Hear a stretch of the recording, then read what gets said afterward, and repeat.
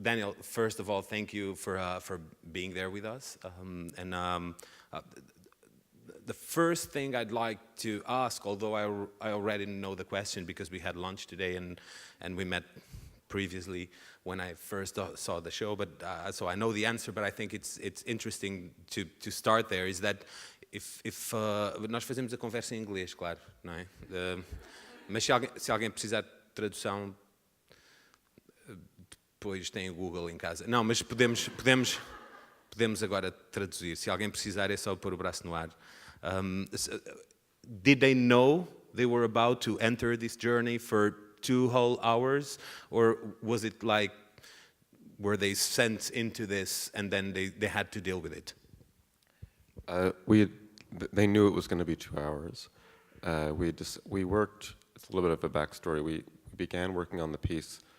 I had done another piece with these 2 actors that was a straight-up theater piece, where just the 2 of them took a film by Nicholas Ray called Bigger Than Life from 1956, and those 2 actors did the film, the text of the entire film back and forth as a live performance.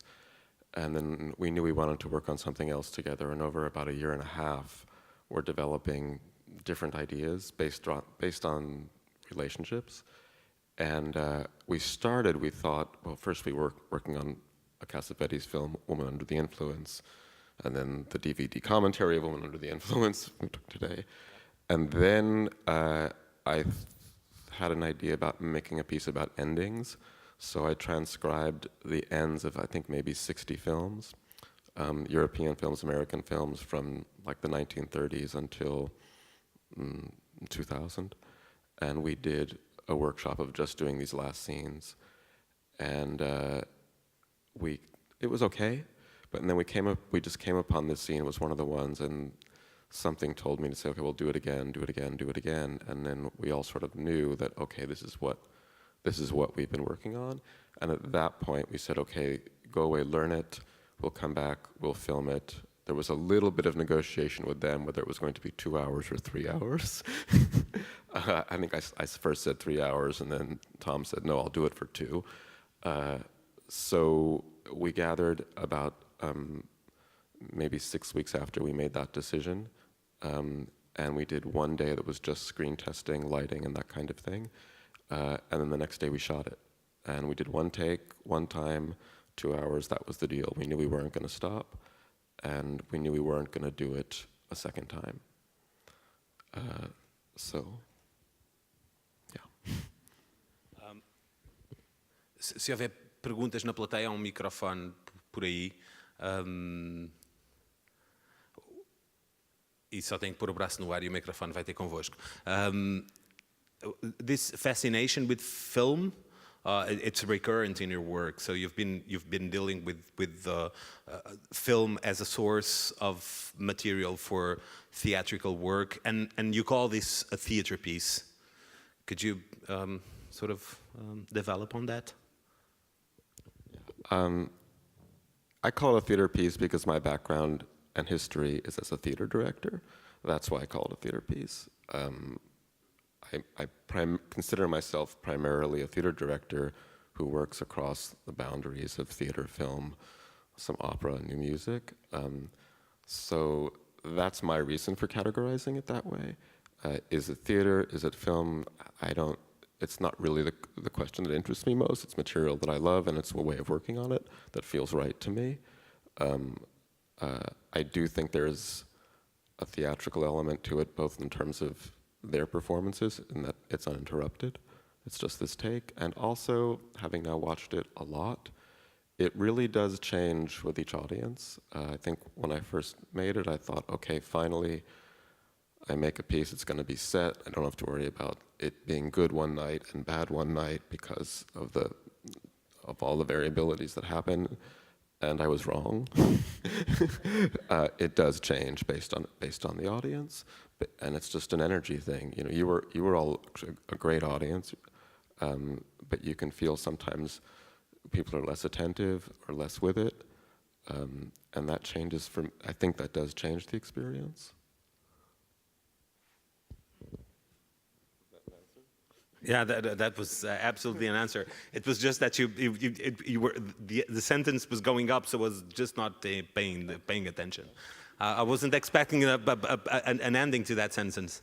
You know, you went like, so you were a nice audience, and that was over.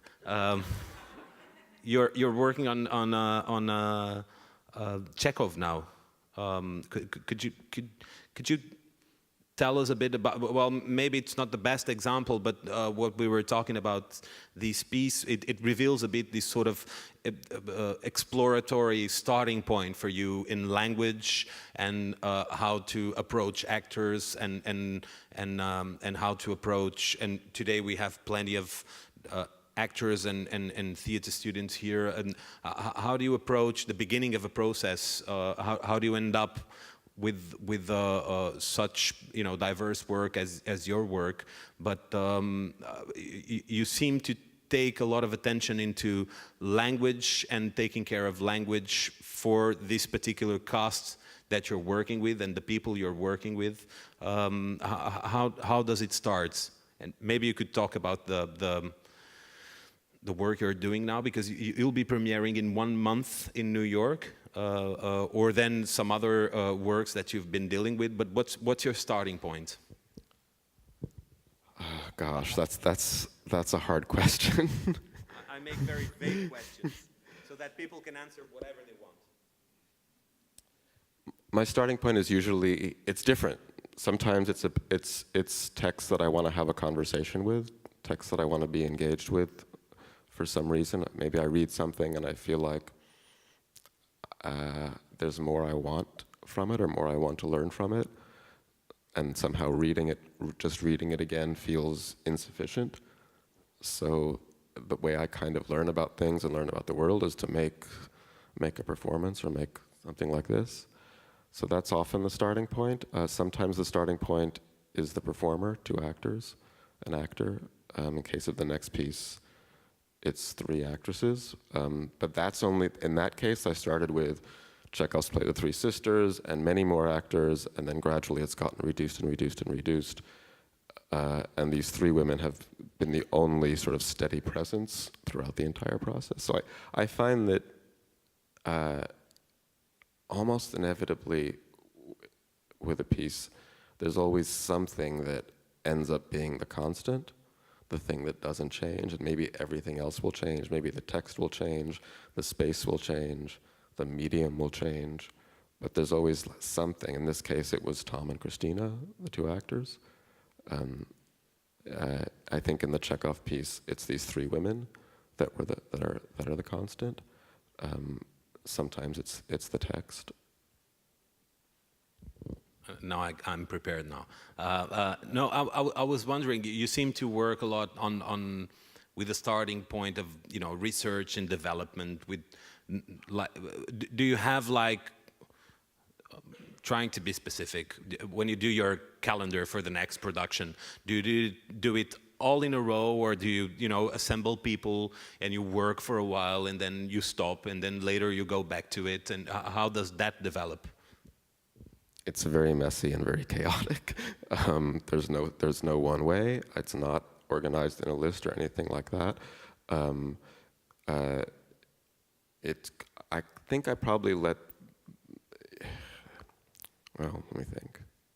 In some ways, I let the piece talk back to me, and I sort of try to allow myself the time to let it tell me what it needs and what it wants, what the process wants to be.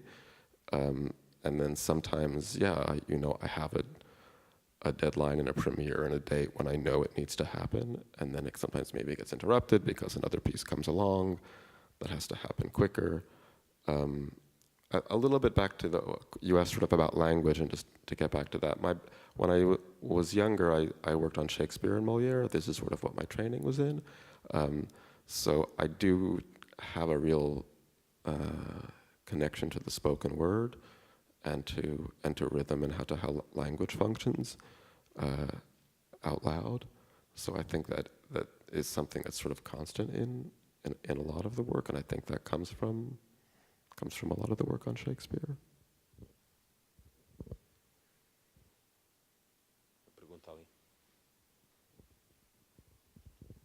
Hello. I don't think it's this piece is it's performing. It's a perform. You don't. I don't think. I didn't think. I think it's acting. I think it's more theater. I think it's a theater piece. Anyway, I'd like to straight a few doubts. They are improvising. They have the text, but they are improvising all the time. So is that a question? Yeah. I'm making. A Are they improvising? They are always improvising. Yes. It's a question. Yeah. It's a question. I'm trying. It's the way that we Portuguese I understand. have of putting a question with no question mark. Yeah. Next time I'll put the question mark. No, I understand. You mean, are they improvising their interpretation? Yeah. Yes. I mean, it's basically not directed, right? I mean, I said very little to them before we started. I know them very well. They know each other very well, so there was a lot of trust between the three of us. We talked about not trying too hard, not trying to make it different, to just let it move through them and let whatever is happening move through them and to respond to that. And you can see them, at least I can see them sometimes trying too hard, realizing they're trying too hard, pulling back, and then maybe that feels artificial, the pulling back, and then there are points where I feel like that sort of really does drop away, and it's just more raw. But in terms of the actual emotional choices and inflections in terms of the language, none of that's said. That's just them. Okay. I thought I noticed that they've pushed forward a few lines, and sometimes the lines weren't crossed as they originally were, and also that was also improvised. Yes, that's improvised. As is their movement. Okay. So even that moment. No when they subtitles. both do this Nothing. at the same time. That was just chance that happened. They were sort of given a kind of physical window in which they could move, that the camera would catch. But we weren't pulling focus. So in a film sometimes it was shot with two cameras, and the director of photography and I sat apart watching on monitors, but there was no operator behind the camera. So it was all, and that was a formal choice, just to sort of to set up a situation that would be the same and let chance sort of happen with that. Okay, thank you. Maybe there's more questions, but for a long time these two actors didn't see this performance. How did they both see it already, and how did they react? Christina, the woman, has seen it. Tom has never seen it. He's seen little clips of it. He was at first he was too afraid to see it. He didn't really want to look at himself for that long. And then he thought it was going to be really bad. He didn't want to see it. And then it turned out to be very successful. And now he wants to see it.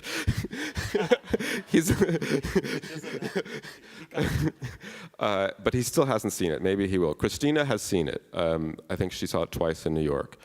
And the first time it ended, and I walked up to her and I said, "So, what did you think?" And she said, she sort of looked up and she said, "Yes, I thought filming it was the hardest thing I ever had to do." Meaning, of course, watching it was much harder. Hopefully Tom will see it. I think he will at some point. This is a one take, two cameras. You never did it again. So you prepared. You had a whole process to get to a point where you, in a very performance-like way or theatrical way, you have this one chance for 2 hours, and that's what will remain as the piece. So what was at the end? Because there is this sort of conceptual vibe to it in the beginning, if I can call it so. So that there's this sort of intelligence of the repetition of the inventory of doing it over and over again. But then we enter this sort of emotional roller coaster. I think the best experience, of course, is this sort of letting go of duration that you enter into an experience. And surely because we're led by the two actors who clearly enter into some sort of uncontrollable experience, although they have the tools, they keep on acting, but they don't fully control it at all moments. And what was the sort of atmosphere in this? Was it an apartment where you shot it, a real apartment? What was the atmosphere afterwards? How did you do the debriefing of these intense 2 hours? It was filmed in my apartment in Brooklyn, New York, in August. It was very hot, so we had to turn off the air conditioner. And when it ended, so in the room, I guess it's not a very large room, maybe, I don't know, in feet, maybe 16 feet by maybe 16 feet square. We have no idea what that is. So that would be like a little over 3.5 meters square. Okay, that's small. Yeah. And there were the two, who was in the room? The two actors, the DP, director of photography, myself, and the sound man. And then the costume person and assistant director, I think, waited in a different room. So the question is, what was it like after? Yeah. What was the atmosphere after? Well, so when I finally said, okay, cut, when I come in at the end and say, okay, you're going to do it one more time, and this time I want a happy ending, none of that, I just decided to do that then. I didn't know I was going to do that. I knew I was going to stop them after 2 hours, but I didn't know that was what it was going to be. Then it ended, and Tom was like, wow, it's over already? And Christina was exhausted and like, oh my God, I can't, thank God it's over. So he had thought it was sort of not so difficult, and she was really, really spent. And then we didn't know, until I watched it, I really didn't know what it was. And in fact, when it started, in the first few times they do it, I was sitting there going, well, we're gonna have to do it again. We're gonna have to do it again. This isn't gonna work. And then, so in some ways, I think maybe the experience of filming it and sitting there is maybe in some ways similar to that of watching it, where you go through a sort of, well, maybe this isn't going to work, or maybe this is just clever, it's a trick, and then if you stick with it, I think hopefully it deepens into something different. And I don't know, for me, I've watched it a lot now, and still I find there are moments where it gets more abstract, where I feel like they're almost kind of dancing with the language, and the sense of it almost feels, I don't know, like it's outside of them. But yeah, it changes a little bit every time.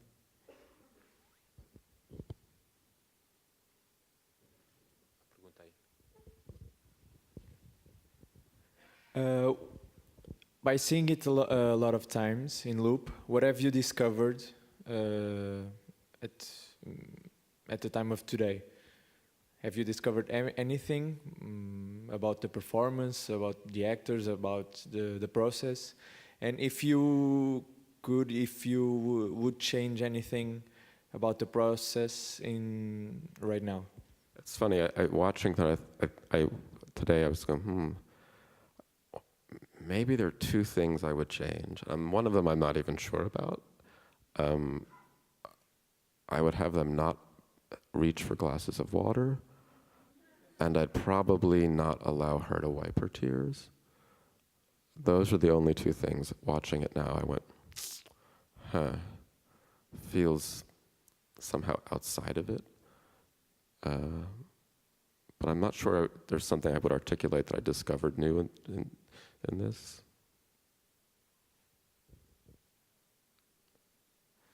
I would just ask one last question.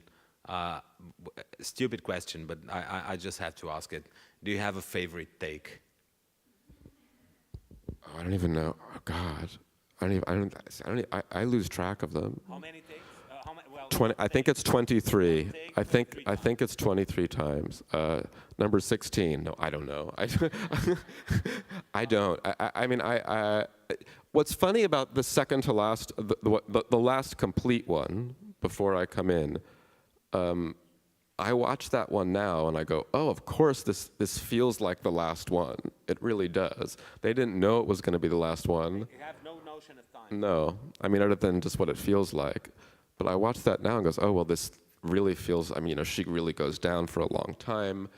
And she says in a way that I find very funny, and, you know, you make me look skinny. Like, so it's funny that somehow has become the end because we made it the end. Because even there's one more that you don't see. The one we fade out on, they do it all the way through. And we chose to end it, you know, we chose not to show that. So, no, I don't think there's a favorite. Today I was watching it and I really liked all the silences. I just became interested in what they were doing when they weren't talking. Daniel, thank you so much for your generosity and being here with us this moment. It's your first time in Portugal, so you deserve not to be indoors. You have to be outdoors. Have fun, and hope to see you in Lisbon really, really, really soon. Thank you so much e obrigado a todos por terem estado.